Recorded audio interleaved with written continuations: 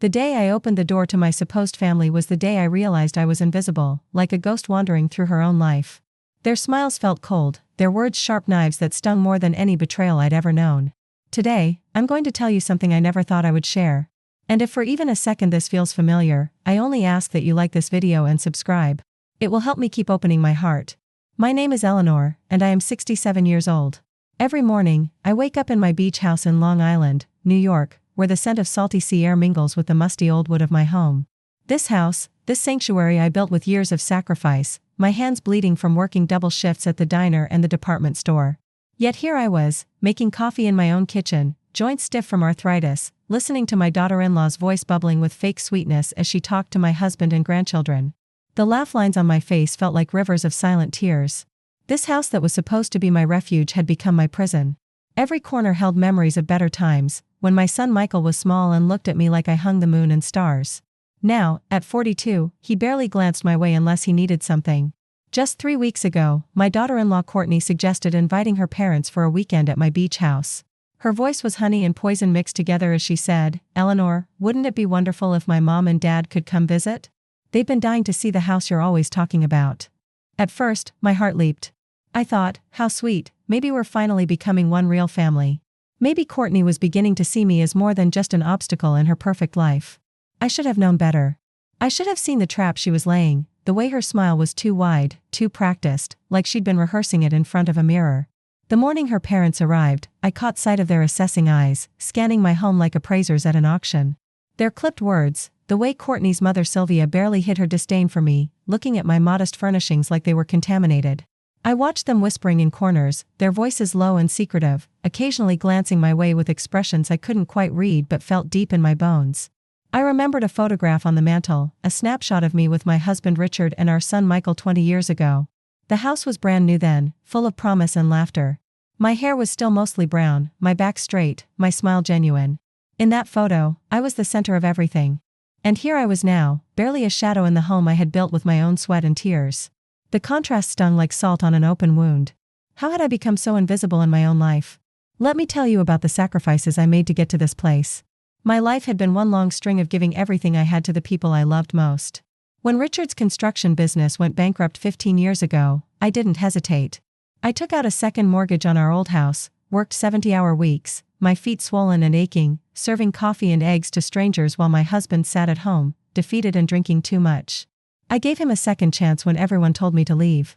His mother, my sister, even the pastor at our church pulled me aside and said, "Eleanor, sometimes love means knowing when to walk away." But I couldn't. I believed in us, in the family we were building. I believed that love could conquer anything, even failure and shame. Then there were my son's mistakes. Oh, so many mistakes. The DUI when he was 23 that cost us $5,000 in legal fees. The failed business venture at 28 when he wanted to start a food truck and needed $40,000. The credit card debt when he was 35 and couldn't make rent because he'd spent his paycheck on gadgets and expensive dinners with friends. Every time, I was there with my checkbook and my tired smile. "Don't worry, sweetheart," I'd say, "Mom will take care of it." And I did. I always did. When Courtney came into our lives 6 years ago, I thought she might be good for Michael. She was organized, ambitious, working as a marketing manager for a tech company in Manhattan. She had plans, goals, a 5-year timeline for everything from marriage to children to buying a house. I admired her drive, even if her laugh sometimes sounded forced and her compliments felt rehearsed. But the harsh words started almost immediately. Little digs disguised as jokes. "Eleanor, you really shouldn't spoil Michael so much. He needs to learn independence." Or, "Some mothers have trouble letting go, don't they?" Always said with that bright smile that never reached her eyes. I forgave every cutting remark, every eye roll, every time she made plans for our family without asking me. When they got married, I paid for the flowers because their budget was tight. When Maya was born, I took unpaid leave from my job to help with the baby because Courtney wanted to go back to work immediately. When they wanted to buy their house in Queens, I co-signed the loan because their credit wasn't quite good enough on their own. Through the worst winters in New York, when the heating bills were astronomical and the snow seemed to fall endlessly, I worked double shifts at the diner. My hands were always red and cracked from the cold and the constant washing. My back ached from carrying heavy trays. My feet were swollen every night when I finally made it home. But every dollar I earned went toward saving for this beach house, this dream I'd held on to since I was a young mother. I wanted a place where our family could gather, where grandchildren would run through the sand and Michael would remember why he used to love me. I wanted Sunday dinners with everyone around the table, sharing stories and laughter. I wanted to matter again. But somewhere along the way, I became just a resource to be tapped. A bank account with legs. A problem solver who never asked questions. One afternoon last spring, I was cleaning out Michael's old room when I overheard Courtney on the phone with someone. Her voice carried through the thin walls of their Queens apartment. "Your mom just doesn't get it," she was saying. "She's so old-fashioned, so controlling. She acts like we owe her something just because she helped us out a few times. A few times. Thousands of dollars, years of sacrifices, sleepless nights worrying about their problems, and it was just a few times, to her." The silence that followed was deafening. It planted a seed of doubt that grew like a weed in my chest. Had I been nothing but a burden to them all along? Had my love been seen as manipulation? Had my generosity been taken as weakness? That doubt festered and grew stronger with every passing day. Birthdays came and went without phone calls or cards. My 66th birthday fell on a Tuesday, and I spent it alone, staring at my phone, waiting for it to ring. It never did. When I finally called Michael that evening, he sounded surprised. "Oh, was that today?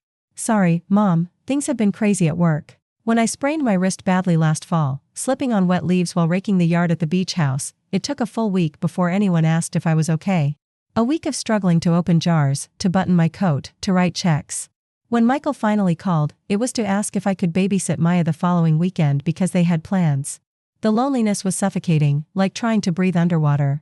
I would sit in my beautiful beach house, watching the waves crash against the shore, and wonder how I could be surrounded by everything I'd worked for and still feel so empty.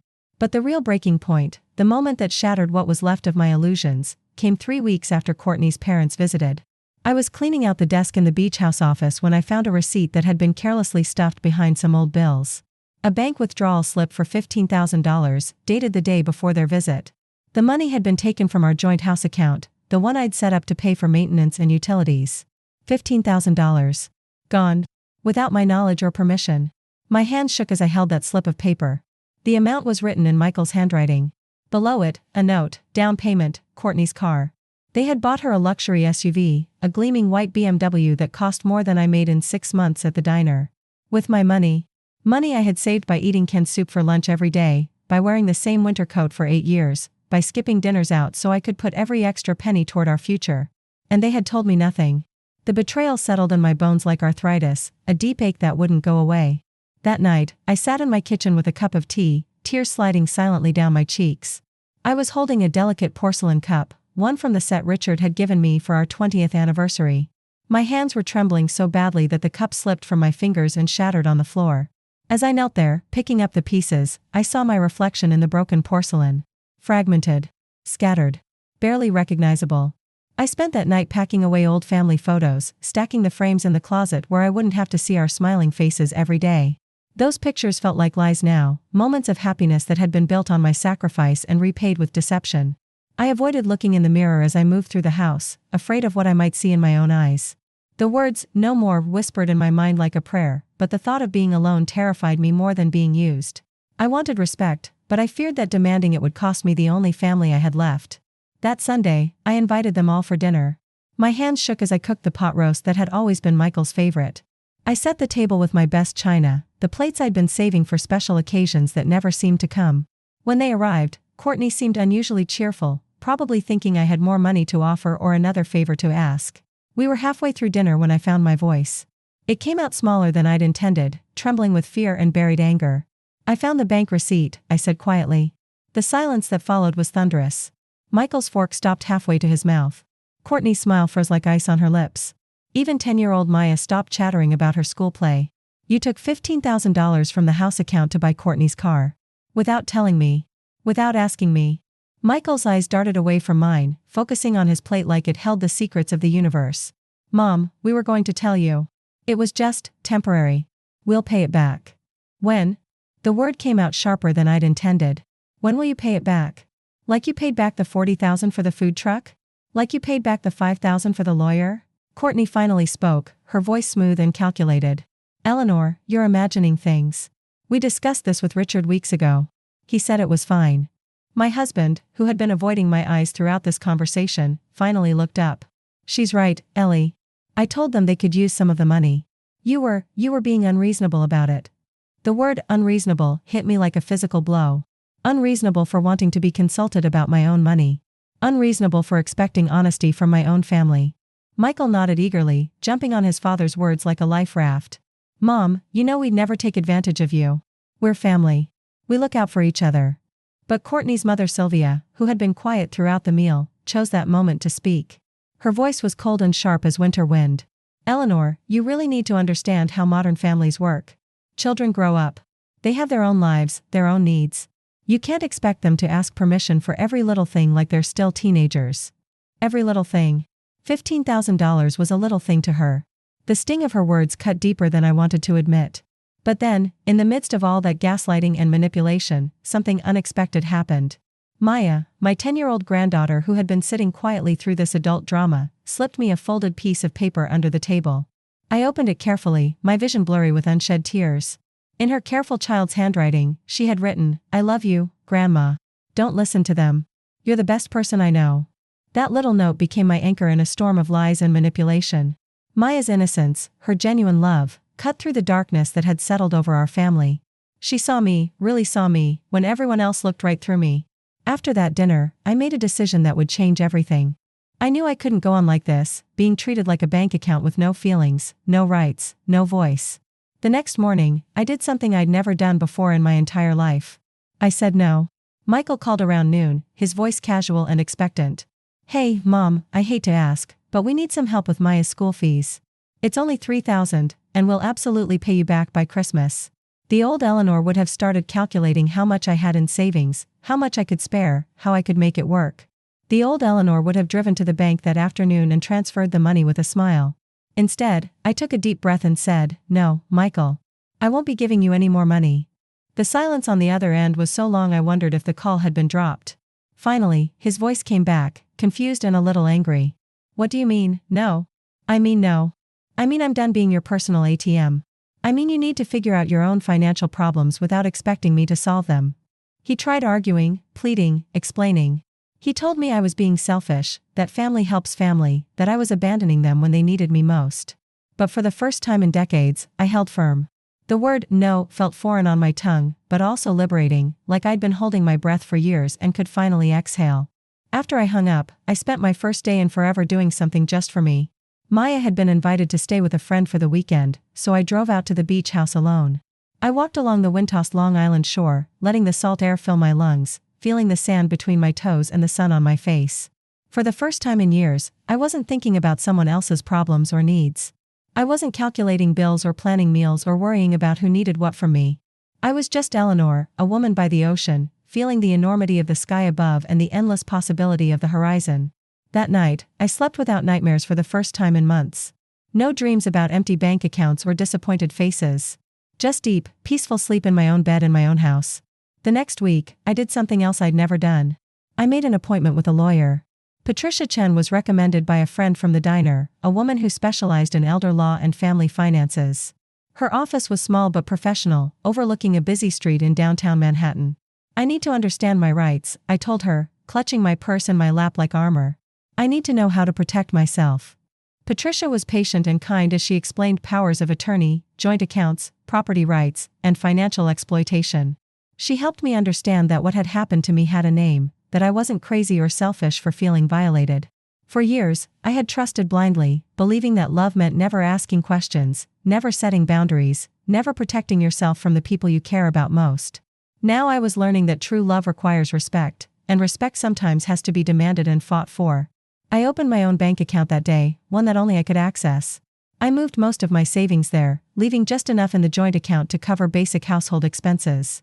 For the first time since Richard's bankruptcy, I had financial autonomy. The changes I was making didn't go unnoticed.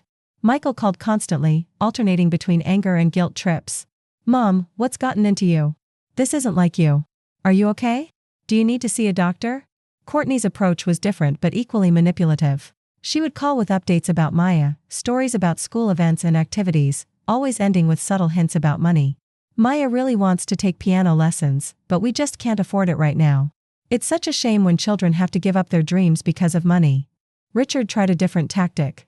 He became suddenly attentive, bringing me flowers and suggesting dinner dates. But when I wouldn't budge on my new financial boundaries, his affection quickly turned to cold disappointment. As the months passed, I began to rebuild my life around my own needs and desires. I started taking art classes at the community center, something I'd dreamed of since college but had always put off for more practical concerns. My paintings were terrible at first, muddy colors and uncertain lines, but I didn't care. Creating something with my own hands, something that had nothing to do with anyone else's needs or expectations, felt revolutionary. Maya remained my bright spot through all of this. She would call to tell me about her day, asking about my paintings and my walks on the beach. Her love was unconditional and pure, asking nothing from me but my attention and affection. When she was with me, the house filled with laughter again, the kind I'd forgotten existed. But the real test of my transformation was still to come. 6 months after that first no, my family decided to stage an intervention. It was supposedly Maya's birthday celebration, held at the beach house on a gray October afternoon. Michael, Courtney, Sylvia, even Richard's brother Tom and his wife came. They arranged themselves in the living room like a tribunal, with me as the defendant. I sat in my favorite chair, the one that faced the ocean, with a small locked safe beside me containing all my legal papers and financial documents. 6 months ago, I would have been terrified by their united front. Now I felt steady, anchored by the knowledge that I had rights and the strength to defend them. Michael started with the emotional approach. "Mom, we're all here because we love you and we're worried about you. You've been acting so strange lately, so unlike yourself. We think you might be depressed or maybe showing early signs of dementia." The suggestion that I was losing my mind because I'd learned to say no was almost funny. Almost. Courtney took over with rehearsed tears. "Eleanor, you're tearing this family apart. Maya asks me every day why Grandma doesn't love us anymore, why you won't help us when we need you. Do you want your granddaughter to remember you as the grandmother who abandoned her family?" The manipulation was so transparent now that I wondered how I'd ever fallen for it before. They were using Maya, my greatest love and weakness, as a weapon against me. But it was Sylvia who delivered the cruelest blow. "Eleanor, I think it's time you faced some hard truths. You're getting older, your judgment isn't what it used to be, and you're making decisions that hurt the people who care about you most. Maybe it's time to consider letting someone more capable handle your finances." Someone more capable. They wanted me to hand over control of my money, my house, my life to them. They wanted to make me completely dependent, completely powerless. I had been silent through all of their speeches, letting them reveal their true intentions. Now I reached into the safe and pulled out a photograph, one I'd been saving for this moment. It was a picture of all of us at Christmas 2 years ago, everyone smiling around the tree in this very room. With steady hands, I tore it in half, and then in half again. The tearing sound was the only noise in the suddenly silent room. "I will not be buying love anymore," I said quietly, my voice stronger than it had been in years. "I will not be manipulated with guilt or fear or threats. I will not hand over my independence to people who see me as nothing more than a bank account with feelings that can be ignored." I stood up, feeling taller than I had in decades. "You want to know what's wrong with me? Nothing is wrong with me. I've spent 40 years putting everyone else's needs before my own, and I'm done. I'm done sacrificing my peace for your convenience. I'm done being grateful for scraps of affection from people who should love me unconditionally." Michael tried to interrupt, but I held up my hand. "I'm not finished. If you want a relationship with me, it will be based on respect. Not on what I can give you or do for you or pay for you. Respect me, or lose me. Those are your only choices." The silence that followed was profound. For the first time in my adult life, my words weren't being drowned out by their needs or wants or demands. I had spoken my truth, and they were being forced to hear it. One by one, they left. Some angry, some confused, some trying one last manipulation on their way out the door. But I remained firm, unshakable in my newfound strength. Only Maya stayed behind, having hidden in the kitchen during the confrontation. She came to me with tears in her eyes and threw her arms around my waist. "I'm sorry they were mean to you, Grandma. I don't care about piano lessons or anything else. I just want you to be happy." In that moment, I understood that real love doesn't make demands. Real love doesn't come with conditions or price tags or guilt trips. Real love simply exists, freely given and freely received. I thought the worst was over then. I thought I'd faced my demons and won. But life had one more test for me, one final trial to cement my transformation. Just when I thought I could breathe freely again, when I'd begun to believe I might actually have peace, a Facebook post appeared on my timeline. It was shared by Richard's sister, a woman I'd barely spoken to in years, but who apparently felt qualified to judge my choices. The post was a long, rambling narrative about elderly parents who become selfish and cruel in their later years, abandoning the children who love them for the sake of money and pride. It painted a picture of a bitter old woman who had turned her back on her struggling family, who cared more about her bank account than her grandchild's education, who had become paranoid and mean in her old age. The post went viral among our extended family and community friends. Within hours, my phone was buzzing with notifications. Old friends from church were commenting with concern and disappointment.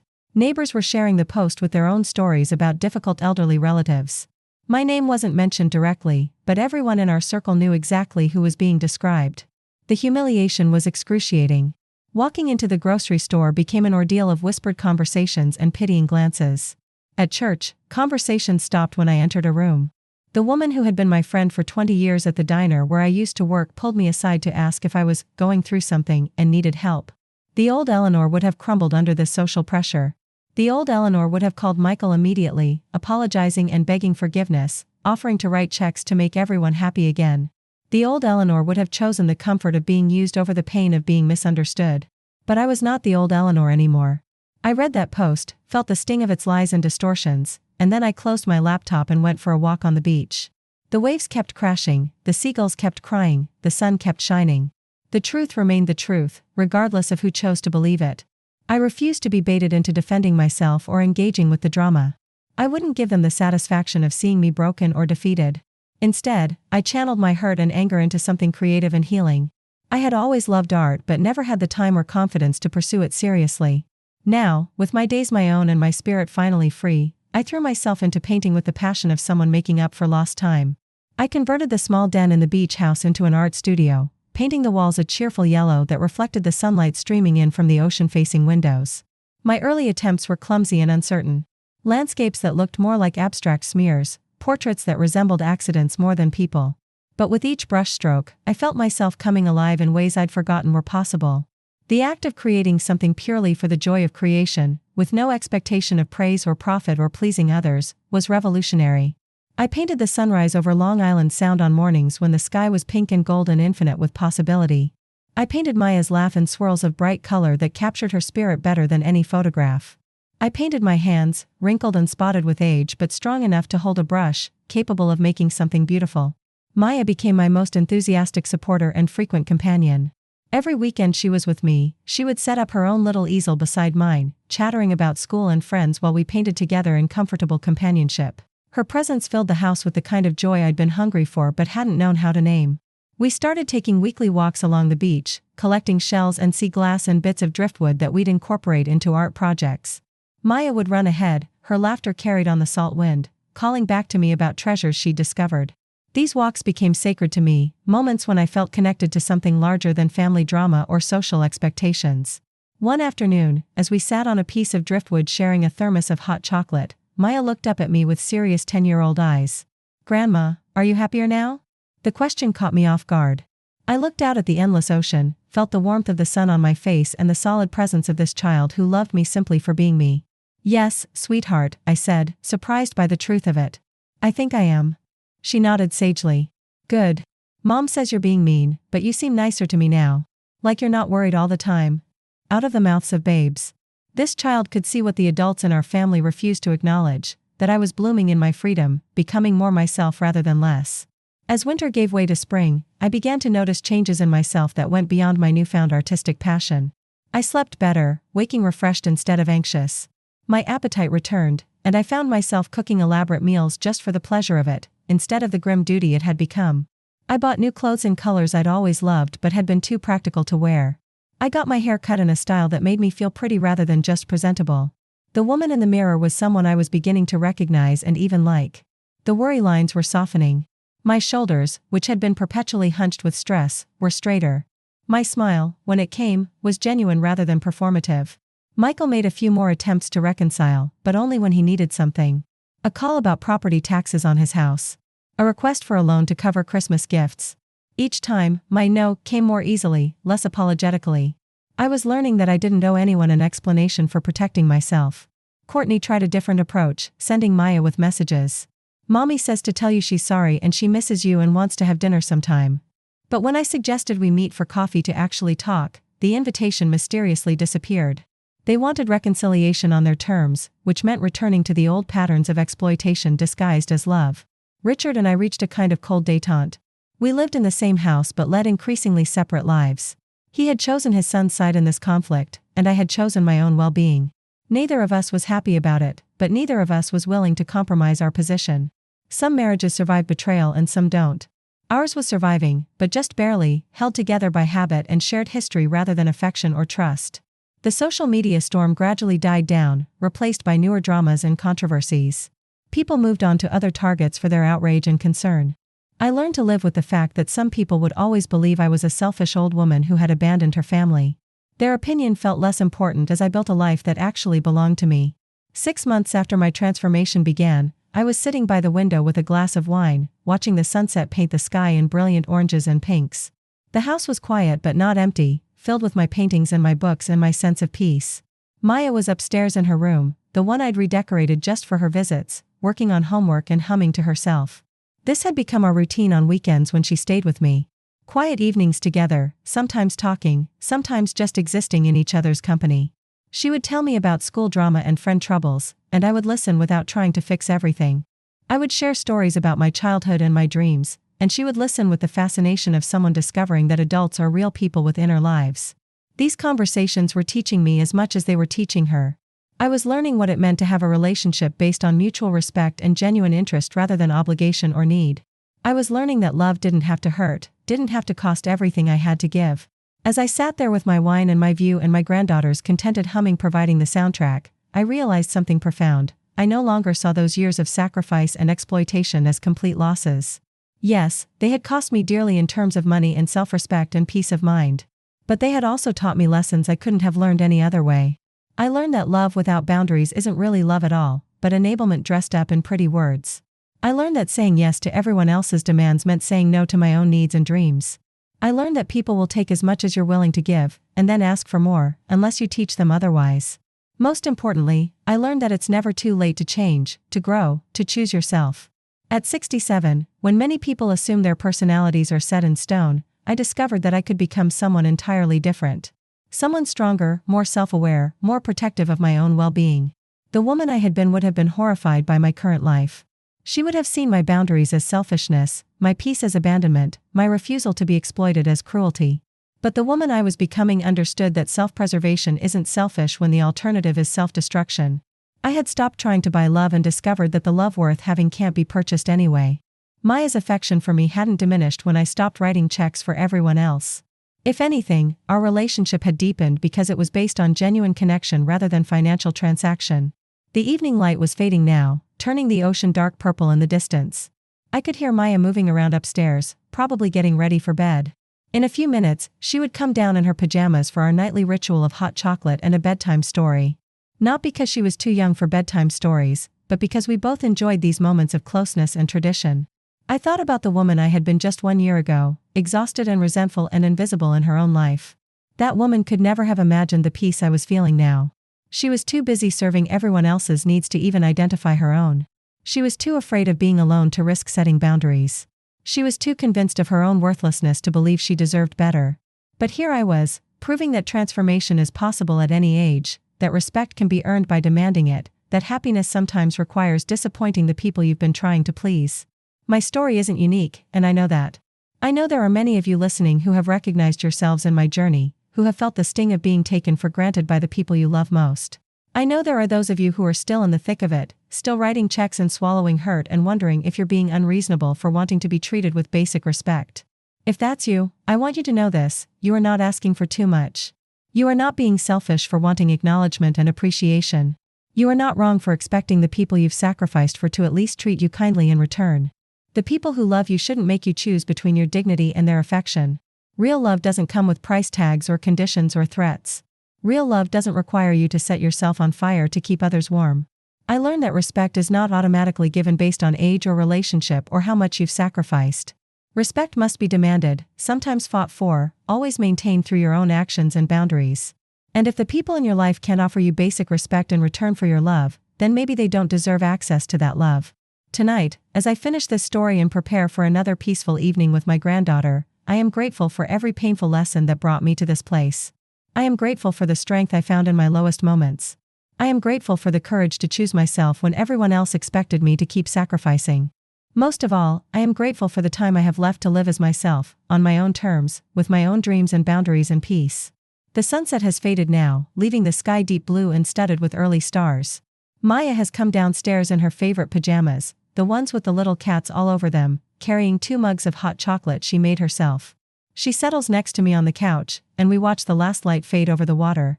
This is my life now. Not perfect, not without its challenges and lonely moments, but mine. Authentically, completely, unapologetically mine. But I want to tell you about something else that happened, something that shows how deep the patterns of family dysfunction can run and how they can continue to test your resolve even when you think you've won your freedom. Last month, on a crisp November morning when the beach house was filled with the kind of golden light that makes everything look like a painting, I received a phone call that nearly shattered my newfound peace. It was from Courtney, her voice shaking with what sounded like genuine desperation. "Eleanor," she said, and I could hear tears in her voice. "I know things have been difficult between us, but I need to ask you something. It's about Maya." My heart clenched immediately. Maya was the one pure joy in this whole mess, the one relationship that hadn't been tainted by manipulation and financial demands. Whatever was happening with her, I needed to know. "What about Maya?" I asked, trying to keep my voice steady. "She's been having problems at school. Anxiety attacks, crying episodes, refusing to do her homework. The school counselor thinks she needs therapy, maybe medication. And our insurance, it doesn't cover much of the mental health treatment. We need about $8,000 to get her the help she needs." $8,000. For Maya's mental health. This was exactly the kind of request I couldn't refuse, and Courtney knew it. My granddaughter's well-being was the one thing that could still make me reach for my checkbook without hesitation. But something in Courtney's tone felt rehearsed, too polished. I had learned to recognize the difference between genuine desperation and performed desperation, and this felt like a performance. "I'd like to speak to Maya first," I said carefully. "To understand what's happening from her perspective." "She's at school right now," Courtney said quickly. "But Eleanor, we really need to move fast on this. The therapist has an opening next week, but we need to pay the deposit by Friday or we lose the spot." The pressure, the urgency, the tight timeline that left no room for questions or verification. All the old patterns were there, dressed up in concern for my beloved granddaughter. "I'll need to see the documentation from the school and the treatment plan from the therapist," I said. "And I want to talk to Maya myself before I make any decisions about her care." The silence that followed was telling. When Courtney finally spoke again, her voice had hardened slightly. "Eleanor, I understand you've been having trust issues lately, but this is your granddaughter we're talking about. She needs help, and you're making bureaucratic demands like we're strangers." Bureaucratic demands. Wanting to verify that my granddaughter actually needed expensive treatment before paying for it was bureaucratic. "I'm not making demands," I said firmly. "I'm asking for information about Maya's health so I can make an informed decision about how to help her. That's what people who care about children do." Over the next few days, I did something I'd never done before in my family relationships. I investigated. I called Maya's school directly, identified myself as her grandmother, and asked to speak with the guidance counselor about her recent difficulties. The conversation that followed was illuminating and heartbreaking in ways I hadn't expected. "Maya has been having some challenges," the counselor confirmed. "But not anxiety attacks or emotional breakdowns.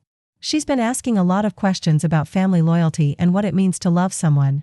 She seems confused about why her parents are angry with you, and she's been expressing guilt about enjoying her time at your house." The counselor continued, "She's also been asking if it's normal for parents to be angry when grandparents don't give them money. She seems to have absorbed some adult conflicts that she's too young to understand." My heart broke for Maya, caught in the middle of adult dysfunction, trying to make sense of a situation where love had been twisted into something transactional and conditional. She wasn't having anxiety attacks about school or friends. She was having anxiety about us. The counselor recommended family therapy, not individual therapy for Maya. She suggested that the adults in Maya's life needed to learn how to separate their financial disagreements from their relationships with her, and that Maya needed to see healthy conflict resolution modeled by the grown-ups in her family. The cost of the family therapy the counselor actually recommended?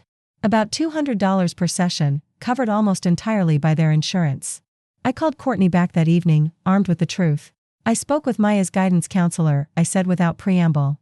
"There's no mental health crisis requiring $8,000 in treatment.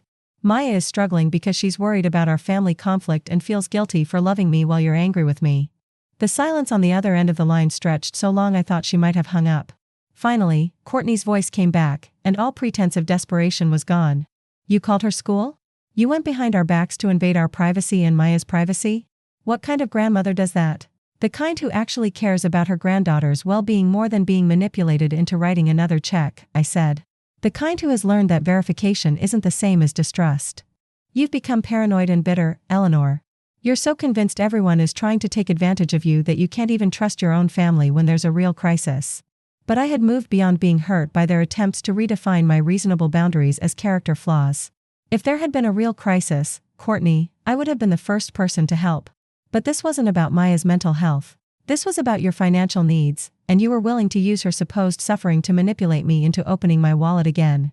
I hung up before she could respond, but I wasn't angry. I was sad. Sad that they had been willing to fabricate a crisis about Maya's emotional health to get money from me. Sad that they couldn't see how their constant scheming and manipulation was actually causing the very anxiety in Maya that they had pretended she was suffering from.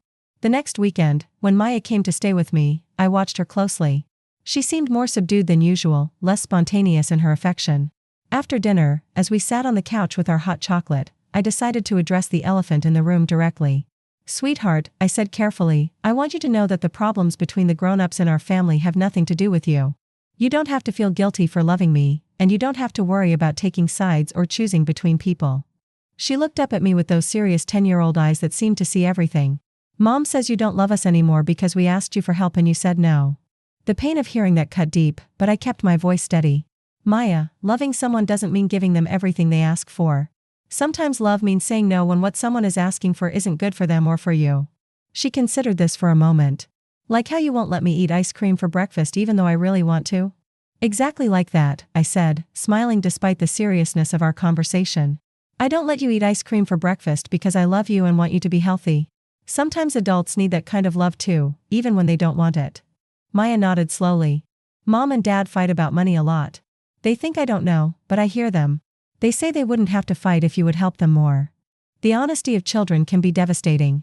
Maya had put her finger exactly on the heart of the problem. My family had become accustomed to using me as a solution to their financial difficulties, and when I stopped being available for that role, they blamed me for the problems that had existed all along.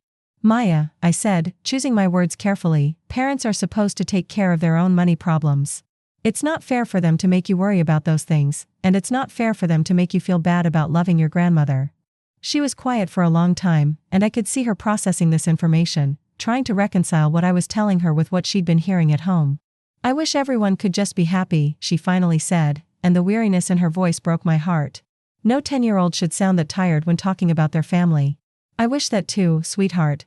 But I can promise you this, when you're with me, you don't have to worry about any of the grown-up problems. This is your safe place, where you're loved just for being you." That night, after Maya had gone to bed, I called Patricia Chen, my lawyer, and asked her about grandparent rights. I wanted to understand what legal protections I might have if Michael and Courtney decided to use Maya's access to me as leverage in their ongoing campaign to get money from me. Patricia's advice was sobering but not surprising. In New York, grandparents don't have automatic rights to visitation with their grandchildren. If the parents decide to cut you off, you'd have to go to court and prove that it's in Maya's best interest to maintain a relationship with you. She paused, then added, "But given what you've told me about the family dynamics, it might be worth documenting your relationship with Maya. Keep notes about your visits, take pictures, maybe even consider having some of your conversations recorded if you're comfortable with that. If they do try to use her as a weapon against you, you'll want evidence of the healthy, loving relationship you have with her." The idea that I might need to legally fight for the right to maintain a relationship with my own granddaughter was heartbreaking, but it was also a stark reminder of how far my family had fallen from any reasonable definition of love or loyalty. Over the following weeks, I began to notice subtle changes in how Maya talked about home. She mentioned more arguments between her parents, more stress about bills and expenses. She talked about her mother crying and her father staying late at work to avoid coming home. The financial pressures that they had expected me to relieve hadn't disappeared when I stopped writing checks. They had simply become more obvious and harder to ignore. Meanwhile, my own life continued to flourish in ways I had never expected. My art had progressed from clumsy attempts to genuine expression, and I had joined a local art group that met weekly to paint together and critique each other's work. These people knew nothing about my family drama. They knew me only as Eleanor, the woman who painted seascapes with surprising emotion and brought homemade cookies to share. For the first time in decades, I had friendships that existed for their own sake, not because of what I could provide or what problems I could solve. Helen, a retired teacher who painted abstract florals, became a particularly close friend. She was a widow who had raised 4 children largely on her own and understood both the sacrifices of motherhood and the importance of maintaining your own identity. "The hardest thing about being a good mother," she told me one afternoon as we painted side by side, "is knowing when to stop. When to stop rescuing, stop enabling, stop sacrificing yourself on the altar of their happiness. Helen had been through her own version of my journey 15 years earlier, when her adult children had expected her to use her late husband's life insurance money to solve their various crises. "I loved them enough to let them struggle," she said.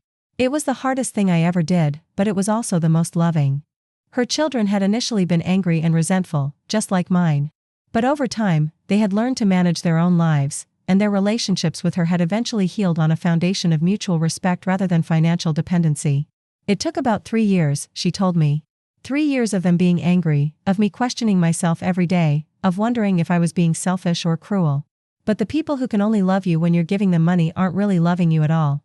Helen's story gave me hope that my own family relationships might eventually heal, but it also helped me prepare for the possibility that they might not.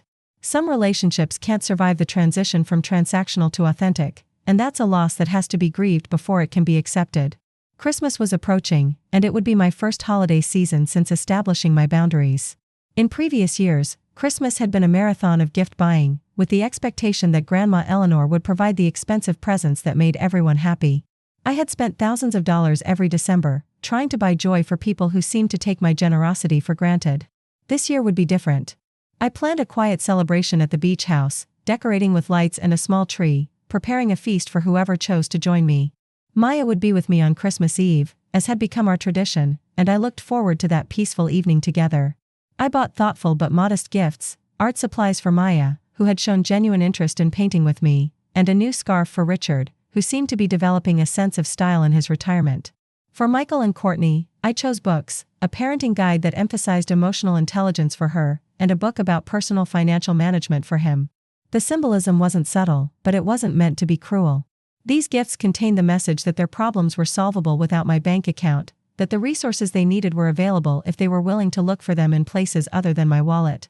I didn't know if they would even accept the gifts, or if they would come to Christmas dinner at all.